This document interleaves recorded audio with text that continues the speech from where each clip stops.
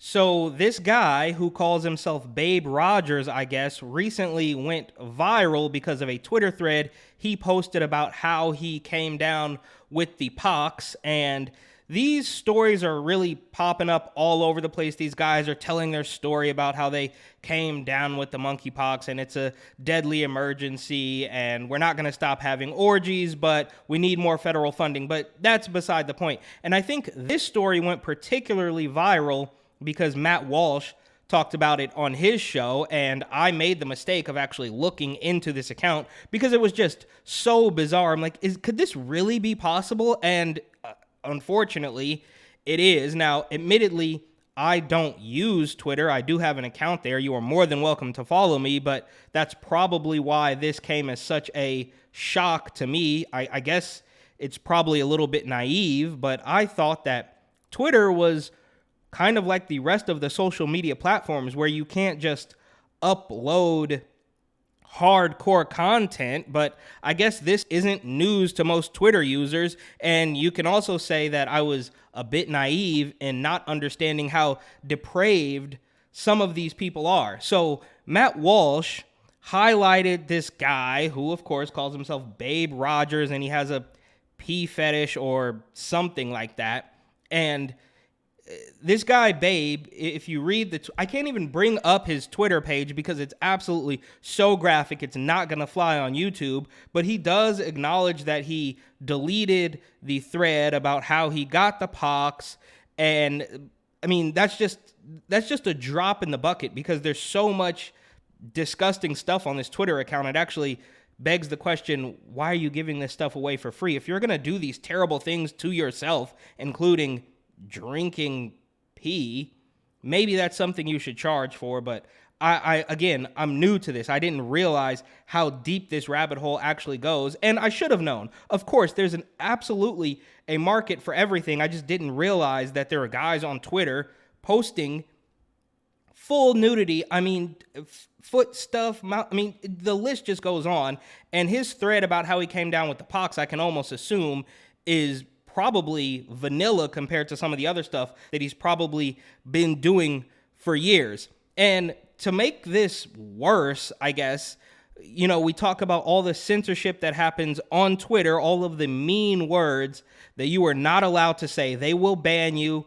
They will add flags to your tweet. And as I understand this, you are not supposed to say words that could offend somebody else. It's not on them to ignore your tweet. It's not on them to block you or maybe even just stop using Twitter for a couple days. It is on you to not say things that could offend somebody. Now, I could say I'm offended by some of the content that this guy has posted, but it doesn't matter. He's allowed to do that. I mean, literally, videos, pictures, all sorts of stuff. But when it comes to words, that's not allowed. Which brings me to this story about Marjorie Taylor Greene. This is from Axios, and the framing is obviously a bit peculiar. Twitter refuses to remove Marjorie Taylor Greene's transphobic tweets. So the people at Axios are just under the impression that, well, of course it should be removed, but Twitter is refusing to do it. Now, is Axios going to write a story about how this guy, Gabe the pig, whatever his name is, the pig man who likes to drink pee, that's offensive to me? Are they going to write a story about how they're allowing that to stay up? Obviously not. These people, and when the LGBTQ plus IA mob, they quite literally have complete control of everything.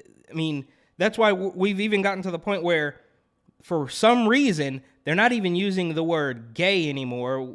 Everybody seems to have gotten the memo that the phrase is now the men who have sex with men community, and I'll talk about that a little bit later. But Marjorie Taylor Greene they're outraged because a tweet that doesn't even include any pictures or any videos of graphic, explicit stuff is not being removed. But what she said was something about the great Dr. Levine, who, of course, is telling us that puberty blockers and quote-unquote gender-affirming care, which I always say, the phrase gender-affirming care alone is the cream of the dystopian Democratic doublespeak crop. This, 60-year-old person who's dressing up like whatever. You get the point. I don't even know there's so many things you can't say. It's crazy. And again, this is not new, and I don't even know why I allow it to surprise me, but here we are. You can't call a spade, but you can post a video of a man putting his feet inside of another man, which is just absolutely bizarre. With no flags, no warnings, no like explicit content on the other side of this, button. None of that, just out front in the open. But the reason they're mad that Marjorie Taylor Greene has not had her tweet removed, but they did put a flag on it. This tweet violated the Twitter rules about hateful conduct. However, Twitter has determined that it may be in the public's interest for the tweet to remain accessible. And she says, so I will correct myself. There is a video, 18-second video of Rachel Levine here, but this is not graphic content. This is just a weird person who's cross-dressing, talking about gender-affirming care and stuff. And we don't even need to play the video, but Marjorie Taylor Greene, the biggest, most notorious right-wing extremist perhaps in the entire world, said, "We must do everything we can to prevent Dr. Dick Levine's preteen #weenie chop." So that is enough reason to clutch your pearls and ask Twitter why they will not get rid of this. But if you go back over to Babe Rogers' account, I can guarantee you will find stuff that is far more offensive to a normal person. But the folks over at Axios, I mean, and this is what they do. We see this time and time again in the media. They write these hit pieces in hopes of getting these big tech platforms or even just regular businesses to ban people from their banks or ban them from being able to use PayPal, Square, Stripe, or whatever. So they are outraged by that. And she just reposted a video of the beautiful and brave, stunning Dr. Rachel Levine, right? So that, of course, that's the bottom level of the two-tier justice system that we're dealing with. Of course, on a more extreme level, you see the January 6th protesters. You see Dr. Simone Gold, who's doing 60 days in jail or whatever it is. So that's the hardening, when they're actually punishing people for their thoughts. Now, of course, they're going to say, oh, it was trespassing and all this stuff. But this here is how it starts, right? So when you start censoring people on Twitter, Instagram, YouTube, all that stuff because of what they said, that's just how it starts. Meanwhile, the guy who is posting some of the most graphic content I've ever seen, again, you can call me naive. I just didn't realize like how deep the hole actually goes, but I should have known. Obviously the Hollywood, the Hollywood types, the transgender mob, all that stuff. Of course they're doing stuff. I didn't realize that it was up front and center on Twitter. And of course, when it gets out of their echo chamber of all the people that approve of it, like with libs of TikTok, like people who will post things on their own to their account and they want their audience to see it, it's good. But when it pops out of that bubble and other people who might not be so friendly to it, then of course that's when it becomes hate speech, just because you've posted it to a different account. But the point is, this sort of weird censorship is just the foundation, because the next level is of course to put these people in the gulag. And this brings me to another story, or I guess clip, of Dr. Rochelle Walensky, who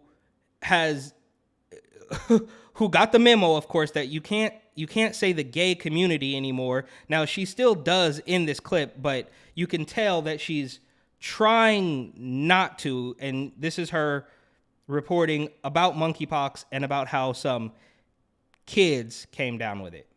We do have seen now 2 cases that have occurred in children.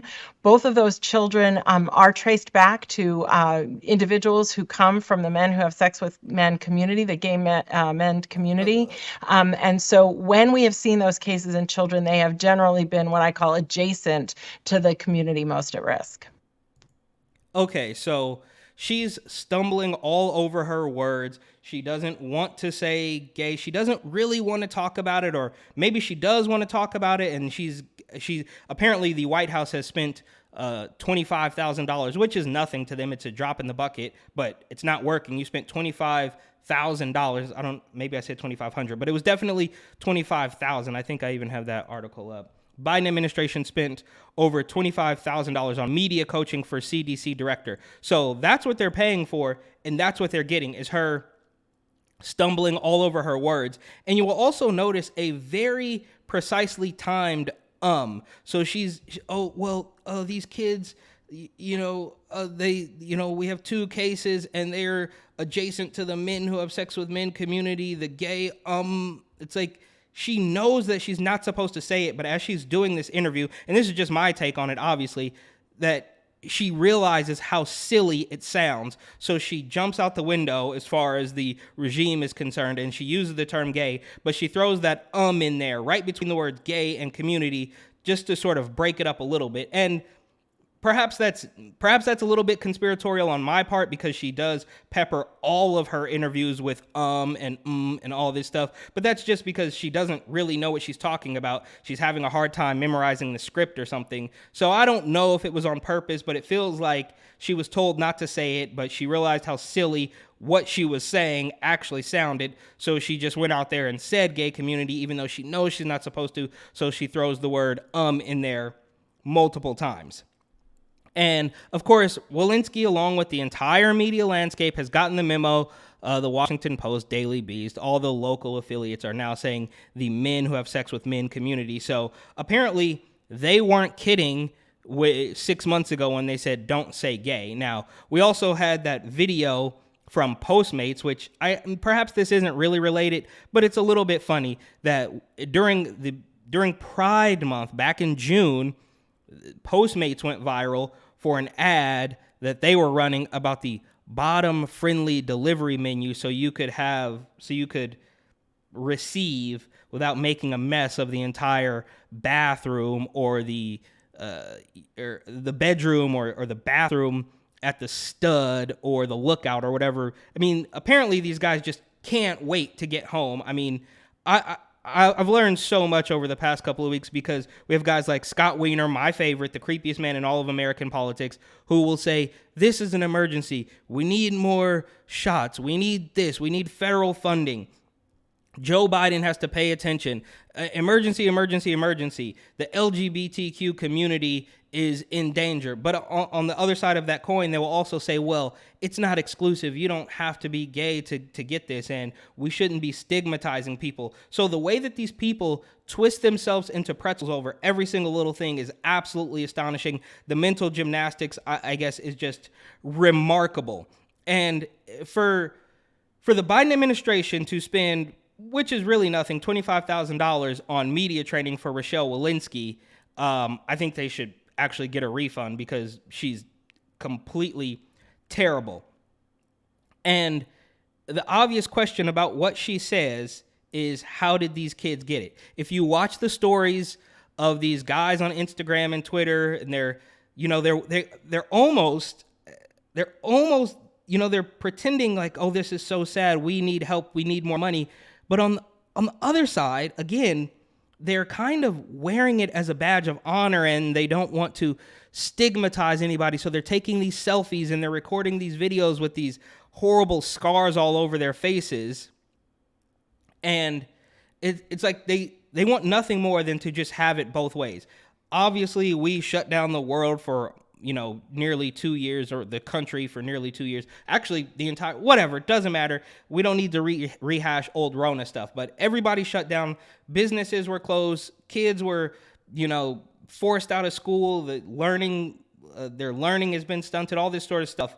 But when it comes to a disease or a virus or whatever that we can sort of pinpoint to a certain type of activity, it's just beyond the pale to ask them to maybe stop for a little bit and let it pass over. And no, that's not going to happen, right? Like we just need more money, as Scott Wiener would say. Eric Adams, London Breed out in San Francisco. It's just bizarre. So maybe I'm all over the place here, because this is just so insane to me, how we can have a guy who is on Twitter quite literally posting some of the most graphic stuff I've honestly ever seen. I mean, I'm an old man, and this just never crossed my mind that this is happening. These guys are drinking pee and foot stuff. I mean, it's just so bizarre. That's all okay. But if Marjorie Taylor Greene basically makes a joke about Rachel Levine, that gets a flag. Again, there's no, oh, click here to see explicit content. It's just out in the open. So I guess the moral of the story here is that I was incredibly naive. I didn't realize how bad this has actually gotten, partly because I don't use Twitter. And, we hear about the censorship. We hear about the outrage blue check mob.